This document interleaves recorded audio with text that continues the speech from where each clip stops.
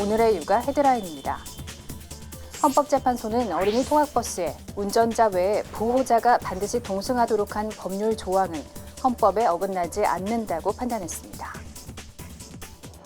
방역당국은 여름철 에어컨 사용으로 코로나19가 확산할 수 있다는 우려와 관련해 수시로 창문을 환기하면서 에어컨을 사용할 것을 권고했습니다. 입법 당시부터 논란이 많았던 민식이법이 시행된 지 한 달이 지났지만 등교 개학을 앞두고 찬반 논란이 다시 불붙는 모양새입니다.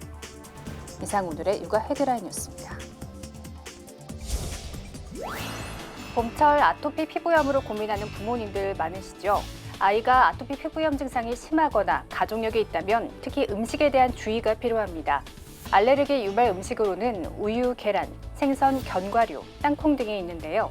이 중 땅콩이나 견과류는 한 번 생기면 평생 지속되기 때문에 제한해야 하지만 이외의 음식은 피부 증상이 심해지지 않으면 굳이 영양가 높은 음식을 제한할 필요는 없다고 합니다. 육아버스 첫 소식부터 함께 하시죠.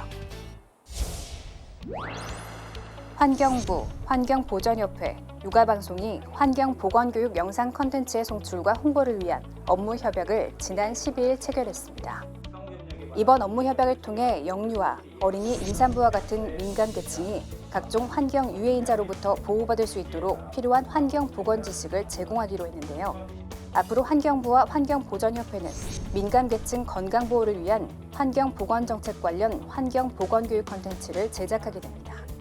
육아방송은 환경 보건 교육 콘텐츠를 육아방송 채널을 통해 지속적으로 방영할 계획입니다. 육아방송에서 협업을 해서 그런 좋은 정보를 제공하는 매개, 송출 매체가 된다는 것에 대해서 굉장히 뜻깊게 생각하고 무엇보다 감사합니다. 어쨌든 단순하게 오늘 협약이 협약으로 그치지 않고 이게 정말 실효적으로 도움이 될 수 있도록 같이 계속 소통하면서 노력해야 될 것 같습니다. 환경부, 환경보전협회, 육아방송은 환경보건안전 실천을 독려하기 위해 지난 5월 5일 어린이날을 맞아 실내 활동공간 환경안전 놀이 영상을 제작 방송한 바 있는데요. 를 위한 환경안전 실내놀이. 지금부터 함께 해볼까요?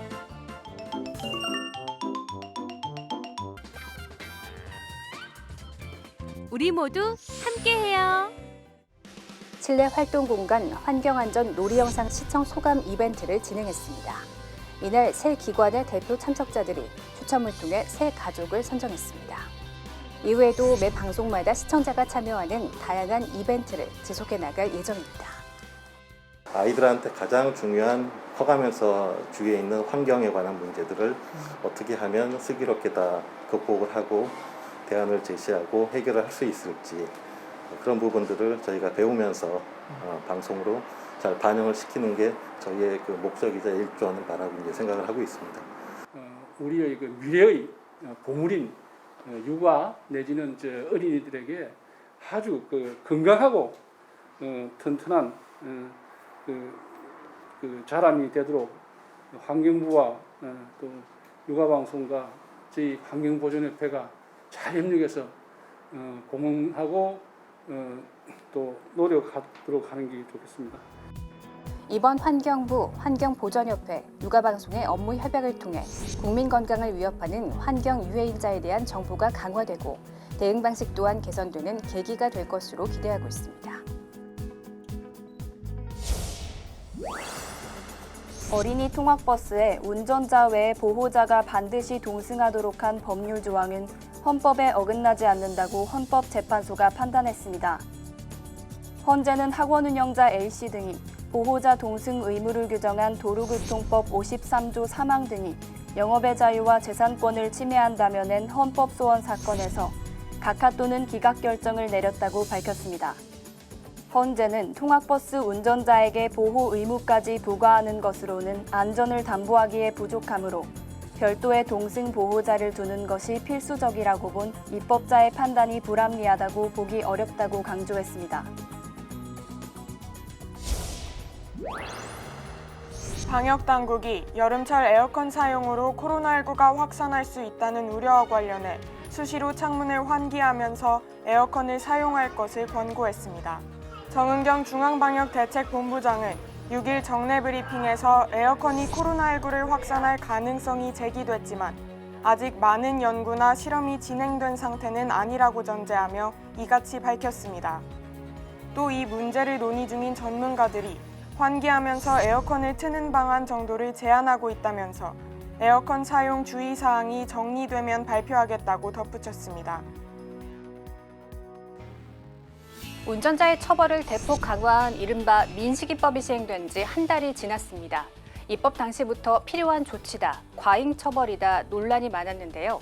등교 개학을 앞두고 찬반 논란이 다시 불붙는 모양새입니다.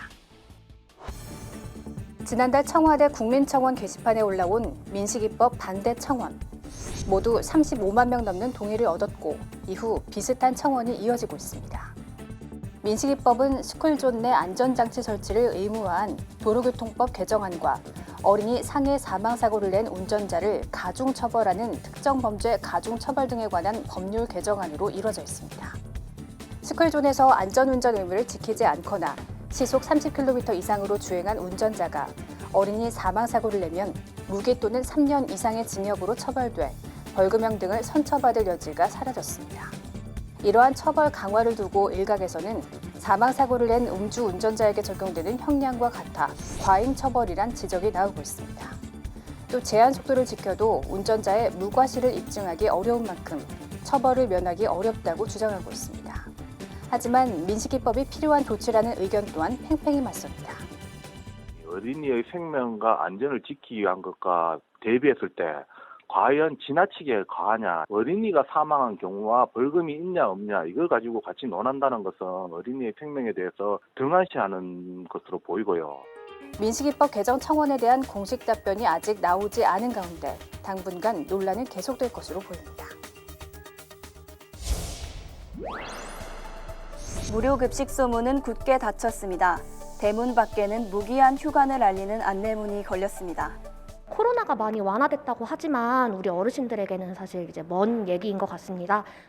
코로나19 취약계층에게는 여전히 한 끼 식사가 절실합니다. 잇따르던 나눔도 갈수록 움츠러드는 추세. 먼 길 마다하지 않는 도시락 배달이 그 어느 때보다 더 고맙게 느껴집니다. 아이고 고맙습니다. 아이고 세상에 이렇게 좋은 일을 오셔서 우리가 진짜 그냥 거저 사는 거야. 너무너무 감사해요. 한판은 마음까지 스며들었습니다. 집안에 홀로 보내는 시간이 길어지면서 외로움이 쌓입니다. 아쉬운 대로 인터넷 공간을 빌어 반가운 목소리 한번 듣고 노래 한 자락 뽑아봅니다. 트로트 경연대회도 현재 진행을 하고 있고요. 어르신들 최고령 참가자는 지금 99세 어르신까지 참여하셔서 시작해 주시면 돼. 시작! 거친 바다 한가운데 홀로 남아서 부표처럼 떠다니는 나의 신세여. 여러 번 들어도 자꾸 잊어버리는 생활 방역 수칙을 익숙한 트로트 박자에 맞춰봤습니다. 율동은 기본입니다.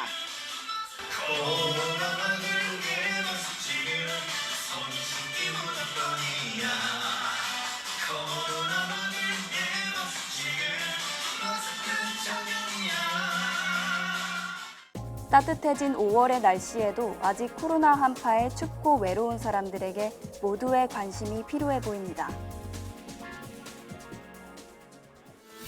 교육부가 등교 수업 시기를 발표한 뒤 온라인에서는 뜨거운 논쟁이 시작됐습니다. 초등학교 저학년과 유치원생은 후순위 등교가 이루어져야 한다는 건데요. 또 감염 우려에 등교 선택권을 보장해달라는 주장도 나오고 있습니다. 중고등학교와 달리 초등학교는 저학년부터 등교가 이루어집니다. 교원단체들은 현실을 고려한 교육부 결정을 존중한다는 입장이지만 일부 학부모들은 즉각 반대 목소리를 냈습니다. 무엇보다 돌봄 부담이 아닌 아이들 안전을 기준으로 등교 시기를 정해달라는 겁니다. 또 초등 저학년 유치원생의 경우 상대적으로 면역력이 약하고 거리두기나 생활 지침 준수는 물론 의심 증상 파악도 쉽지 않다는 지적입니다. 저학년들이 과연 그게 다 지켜질지도 의문이고 아무래도 5, 6세 정도는 자기의 그런 표현을 인지해서 어른한테 말하기에는 조금 어려운 부분이 있지 않나 하는 생각. 이 때문에 등교 선택권을 달라는 주장도 있습니다. 교육부는 증상이나 기준 없는 등교 선택은 어렵다고 선을 그었지만 학교 현장의 혼란은 예상보다 클 것이라는 전망입니다. 이게 개학을 하게 되면 소수가 아닐 것 같아요. 아이의 안전을 생각해서 나는 등교 개학을 하더라도 학교에 보내지 않겠다라는 학부모들도 분명히 있을 거기 때문에 거기에 대한 기준과 대안 제시. 방역당국은 영유아가 감염병에 더 취약할 우려가 있어 어린이집 개원에 보수적 접근이 필요하다는 의견을 재차 밝혔습니다. 지원자가 면접관이 아닌 노트북 앞에 앉아 자신을 소개합니다. 주로 대기업들이 코로나19가 국내에서 확산하던 시기에 비대면 방식으로 채용 절차를 진행했습니다. 채용 방식이 바뀐 건데 변한 건 이뿐만이 아닙니다. 사람들이 몰리는 출퇴근 시간에 감염병이 확산할 수 있다는 우려로 기업들은 유연근무제를 활용하고 있습니다. 전체 직원 중에서 한 50에서 한 70% 정도가 이제 출근 근무를 하고 나머지 뭐 한 30에서 한 50% 정도는 재택근무를 이제 본인 필요할 때 이제 유연근무제를 선택해서 근무하고 계시는 구성원들이 많이 늘어난 상황입니다. 유연근무를 신청한 근로자도 늘었습니다. 위기 경보를 심각으로 격상한 시점부터 지난달까지 유연근무를 신청한 인원은 4만 명이 넘는데 이전의 23배 되는 수치입니다. 전문가들은 유연근무제가 코로나19 이후 새로운 기준, 뉴노멀이 될 것이라고 전망합니다. 유연근무제로 일하는 사람 수가 많아졌는데요. 생산성 감소가 없다는 게 이제 체험적으로 느끼고 있잖아요. 지금 이번에 검증이 됐기 때문에 이런 언택 기술이 발달된 거를 우리가 실감할 수 있습니다. 하지만 대기업에 비해 자본력과 기술력이 상대적으로 부족한 중소기업 사정은 다릅니다. 재택근무를 할 수 있는 전산 시스템을 갖춰야 하는 부담이 있고 공장 근무자 등 운영 인력도 여유로운 상황이 아니기 때문입니다. 저희는 그런 거에 대해서 아예 생각도 안 하고 있는데 근데 유연근무제가 또 어디 IT 회사나 진짜 그런 데서 가능한 거지. 중견기업 이하 규모 사업장 약 360만 곳 가운데 고용노동부에 유연근무를 신청한 곳은 3천 곳도 되지 않습니다. 정부는 지난달 중소기업의 재택근무 인프라 구축을 지원하기로 했지만 당장 공장을 가동해야 하는 중소기업에선 와닿지 않는 대책이라는 목소리가 나옵니다. 올 초 검사 사칭 보이스피싱에 당하도 충격받은 취업 준비생이 극단적 선택을 한 사건이 있었습니다. 그런데 이 같은 검사 사칭 보이스피싱은 여전히 근절되지 않고 다른 피해자들을 찾고 있습니다. 며칠 전 서울중앙지검 현관 안내 데스크. 한 민원인이 자신에게 전화를 한 김모 검사를 만나러 왔다고 찾아왔지만 그런 검사는 없다는 대답을 듣고 발길을 돌렸습니다. 며칠 뒤 또 다른 민원인은 첨단 범죄수사팀 검사로부터 소환 통보를 받았다며 검찰청사를 찾았습니다. 하지만 중앙지검 첨단범죄수사부는 2018년 과학기술범죄수사부로 변경된 후 올 초 형사부로 바뀌었습니다. 올 초에는 취업준비생 김모 씨가 검사 사칭 보이스피싱에 당한 후 정신적 충격을 받고 극단적 선택을 한 일도 있었습니다. 김 씨는 대규모 금융사기에 연루됐다는 말에 속아 공무집행 방해죄로 처벌될까 두려워 430만 원을 주민센터 택배함에 넣는 방식으로 사기범들에게 넘겼습니다. 네, 여기는 그 서울중앙지방검찰청 첨단범죄수사팀의 팀장을 맡고 있는 김민수 검사예요. 수법은 점점 교묘해지고 있습니다. 가짜 서울중앙지검 홈페이지를 동원하거나 심지어 윤석열 서울중앙지검장 직인이 찍힌 위조 공문까지 사용한 사례도 있었습니다. 하지만 검찰은 사무실 전화가 아닌 개인 휴대전화로 소환 대상자에게 전화하거나 특정 사이트 링크 또는 공문서 등을 전달하지 않습니다. 검찰 관계자는 어떤 경우라도 전화상으로 은행명, 계좌번호, 통장 비밀번호 등의 금융정보를 요구하지 않는다며 검찰 직원 사칭 범죄를 주의해달라고 당부했습니다. 문자로 전송한 링크는 절대 클릭해서는 안 되고 의심이 생길 경우 해당 기관 대표 번호로 직접 전화해 확인할 필요가 있습니다. 영종 국제도시 부지에 들어서는 아파트의 견본주택입니다. 코로나19 사태로 분양을 미루다 각종 규제 대상이 아니어서 60%까지 중도금 대출을 받을 수 있고 자금 조달 계획서도 제출할 필요가 없는 점을 내세워 분양에 나선 겁니다. 이 단지 외에도 지금 분양 시장은 정부 규제와 코로나 사태로 얼어붙은 주택 매매 시장 분위기와는 사뭇 다릅니다. 이달 전국에서 일반 분양하는 아파트는 42,700여 가구, 이 가운데 절반가량이 수도권에 몰려 있는데 지난해 대비 80% 가까이 늘어난 겁니다. 공급만 늘어나는 게 아니라 청약 열기도 높습니다. 코로나19 여파에도 1분기 서울을 포함한 수도권의 1순위 평균 청약 경쟁률은 43대 1. 주요 분양 아파트는 세 자릿수를 기록했습니다. 올해 들어 4월까지 1순위에서 2순위 청약자만 지난해보다 14만 명 넘게 늘어난 72만여 명에 이릅니다. 1216 부동산 대책으로 대출이 제한되다 보니 상대적으로 내 집 마련이 비용 낮은 새 아파트로 쏠리는 겁니다. 분양주택 같은 경우에는 분양가를 통제하고 있는 데다가 아무래도 분양가도 주변 시세보다 좀 저렴하기 때문에 향후 프리미엄도 기대할 수 있고 여기에 이제 분양가를 분납이 가능하다는 장점도 있어서 경기 침체로 집값 불확실성이 커진 데다 7월부터 민간 택지 아파트에도 분양가 상한제까지 시행되면 새 아파트 선호 현상은 더 커질 것으로 보입니다.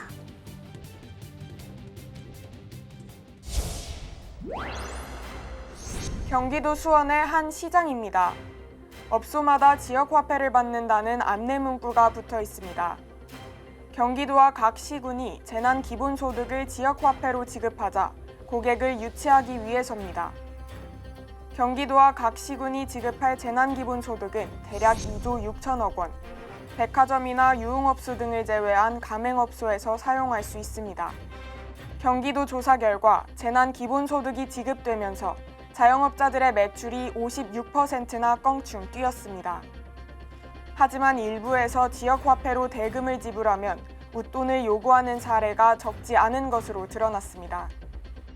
경기도 특별사법경찰이 손님을 가장해 지역화폐로 결제하자 웃돈이나 더 높은 가격을 요구한 업소가 15곳에 달했습니다. 경기도는 이들 업소를 형사 고발하고 신용카드와 지역화폐 가맹을 취소했습니다. 매출 조작 여부에 대한 세무조사도 진행할 계획입니다. 이재명 경기지사는 자영업자들과의 간담회에서 지역화폐를 차별하는 행위를 강력 단속하겠다고 밝혔습니다. 신뢰도를 떨어뜨리고 소비자들에게 이 반감을 사게 해서 결국 이 자영업자들 전체를 돕기 위한 정책이 소수의 욕심 때문에 망가지는 상황. 경기도는 지역화폐 가맹점을 대상으로 계도 활동을 강화하고 부당한 차별 거래를 강력히 단속하기로 했습니다.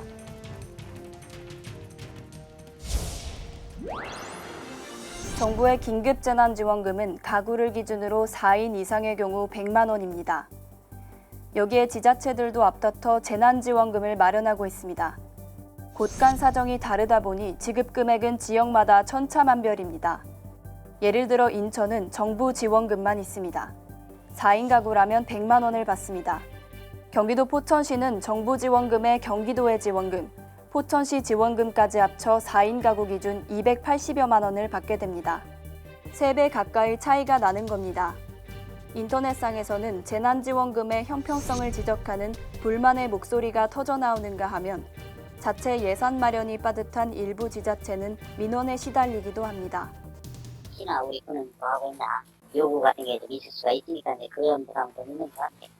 정부 지원금과 관련해 지자체 분담 방식이 다르다 보니 혼선도 빚어지고 있습니다. 정부 지원금에 지자체 몫을 연계한 경기도의 경우 1인당 10만 원인 도지원금을 받았다면 정부 지원금은 지자체 몫을 빼고 받습니다. 중복 지원을 하지 않는 것뿐이지만 정부 지원금을 덜 받는다는 이야기가 퍼지자 경기도는 도와 시군 지원금을 합치면 도민이 받는 지원금이 제일 많다며 해명하기도 했습니다. 한편 세대주 지급이 원칙인 긴급재난지원금을 두고도 별거나 이혼 등으로 세대주를 만나기 힘든 경우 세대원도 지원금을 받게 해달라는 국민청원도 잇따르고 있습니다. 지난 12일 서울 중구 정동빌딩에서 한국언론진흥재단 미디어교육원 개관식이 열렸습니다. 한국언론진흥재단 민병욱 이사장은 기념사를 통해 뉴스 정보 생산자와 소비자가 구분이 사라지고 사회적 소통 양상이 급변하는 상황에 대응하고자 미디어 교육원을 설립했다고 밝혔습니다. 앞으로 미디어 교육원은 언론인 교육과 미디어 교육 사업을 통합 수행하는 역할을 담당하게 됩니다. 오영우 문화체육관광부 1차관은 축사를 통해 4차 산업혁명 시대 미디어 교육은 범국민적 필요성이 높은 분야인데 미디어 교육원이 그 사회적 역할을 충실히 수행해 줄 것을 당부했습니다. 넓은 공간에 자리 잡은 강의실, 디지털 랩, 미디어 창작실 등의 최신 시설은 언론과 시민, 저널리즘과 미디어 리터러시가 만나는 열린 공간으로 운영된다고 합니다. 한국언론진흥재단은 이번 미디어 교육원 개관을 기점으로 언론인 교육의 전문성 강화, 미디어 교육 외연 확대와 더불어 경계를 넘나드는 융합 혁신 교육을 펼쳐갈 예정입니다.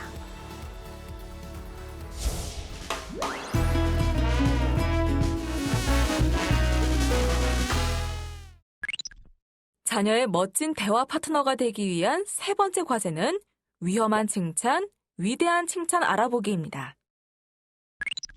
칭찬은 아이의 긍정적이고 향상된 언행에 대해 말과 행동으로 인정해주고 축하해주는 것입니다. 부모는 아이가 다른 사람들에게 칭찬받는 것을 좋아하고 아이가 잘하면 칭찬도 많이 합니다. 그런데 칭찬은 무조건 좋은 것일까요? 칭찬에는 위험한 칭찬과 위대한 칭찬이 있습니다. 어떤 칭찬이 위험한 칭찬일까요? 어떤 칭찬이 위대한 칭찬일까요? 다음의 사례를 통해 위험한 칭찬에 대해 알아볼까요? 아유, 우리 민지가 성우보다 훨씬 잘 그리네.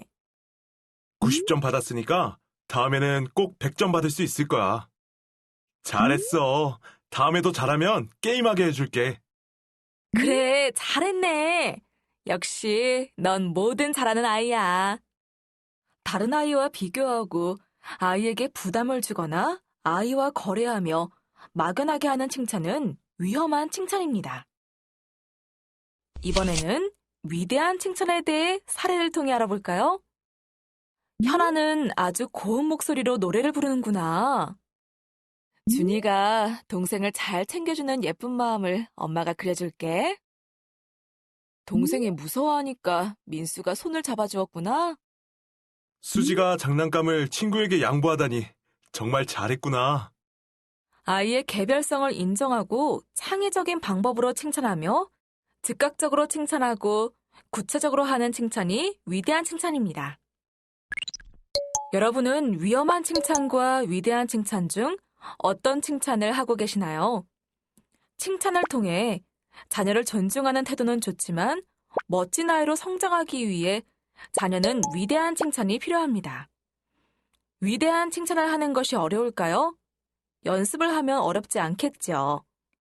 위대한 칭찬 연습을 위한 중요한 팁을 알려드리겠습니다.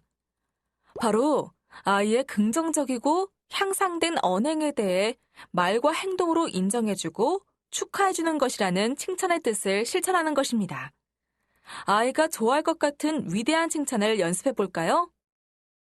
우리 현식이가 동생이 넘어져서 우니까 손도 털어주고 동생을 달래주고 있구나. 땀이 나고 힘들어도 끝까지 계단을 올라가는 민지가 정말 기특하구나. 이런 칭찬을 받았을 때 우리 아이의 표정이 어떨까를 상상해보면 위대한 칭찬 연습이 잘 될 것입니다. 아이의 모든 행동에는 속마음이 있고 그 속에는 긍정적 의도가 있습니다. 아이의 마음속 이야기와 그 속에 있는 긍정적 의도는 부모가 아이의 이야기를 들어주려고 노력할 때 알 수 있습니다. 수박을 그리라고 했는데 네모만 그려놓은 아이에게 이게 수박이야? 라고 말하기보다 아이의 생각을 들어준다면 놀라운 일이 생길지 아무도 모릅니다. 아이의 속마음에는 엄마 아빠 시원하게 드시라고 수박을 냉장고 안에 넣어두었어요. 라는 긍정적 의도가 있지 않았을까요? 아이의 속마음을 이해하면 부모의 칭찬은 위대하게 성장할 수 있습니다. 자녀를 위한 위대한 칭찬을 위해 열심히 노력해보세요.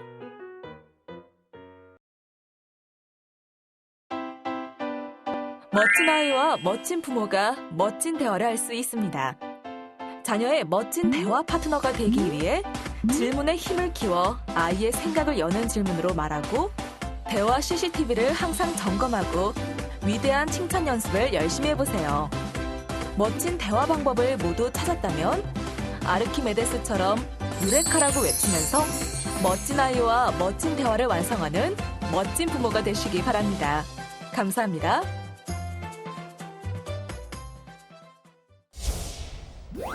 아이의 사회성이 발달하는 데 가장 필요한 것은 스스로의 감정과 친구의 감정을 이해하고 표현할 수 있는 능력이라고 합니다. 기쁨과 슬픔은 물론 화가 나면 솔직하게 감정을 말하면서 친구와 갈등을 극복하는 과정이 있어야 관계를 더욱 성숙하게 만들어줄 텐데요. 아이의 감정 표현을 억제하는 것은 꼭 삼가시기 바랍니다. 육아 포커스 마칩니다. 시청해주신 여러분 고맙습니다.